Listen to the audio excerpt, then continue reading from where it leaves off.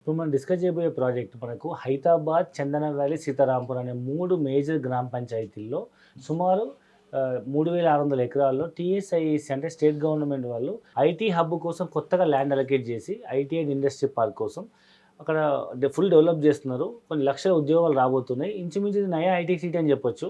ఇక్కడ మనకు already Amazon, తర్వాత Google data centre work start అయిపోయినాయి. వెల్స్పన్, తర్వాత కైటెక్స్ ఇలాంటి పెద్ద పెద్ద ఇండస్ట్రీ మ్యానుఫ్యాక్చరింగ్ కంపెనీస్ కూడా స్టార్ట్ అయిపోయినాయి. బెంగళూరు హైవేకి అండ్ చేవెళ్ళ హైవేకి మధ్యలో ఉంటుందన్నమాట. బెంగళూరు హైవేలో శంషాబాద్ ఎయిర్పోర్ట్ నుంచి same distance around 25-30 minutes journey reach అయిపోవచ్చు. లేదా బెంగళూరు హైవే నుంచి మనము తిమ్మాపూర్ రైల్వే స్టేషన్ నుంచి కూడా ఇంచుమించు 15-20 మినిట్స్ జర్నీలో మనం రీచ్ అయిపోవచ్చు.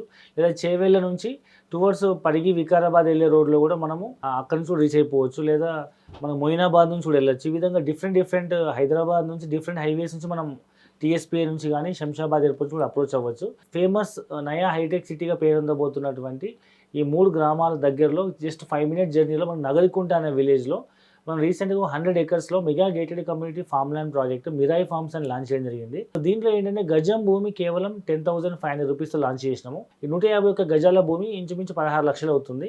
ఈ చుట్టుపక్కల ప్రాంతాల్లో మీకు ఒక లేఅవుట్లో ప్లాట్ పర్చేజ్ చేయాలంటే మీకు మినిమం గజం భూమి 20,000 నుంచి 25,000 అమ్ముతున్నారు. అంటే హాఫ్ ఆఫ్ ది ప్రైస్. ఇప్పుడు మనం హాఫ్ ఆఫ్ ది ప్రైస్లో మనం గజం భూమి కేవలం 10,500 రూపీస్కే 151 గజాలు 16 లక్షలకు వస్తుంది.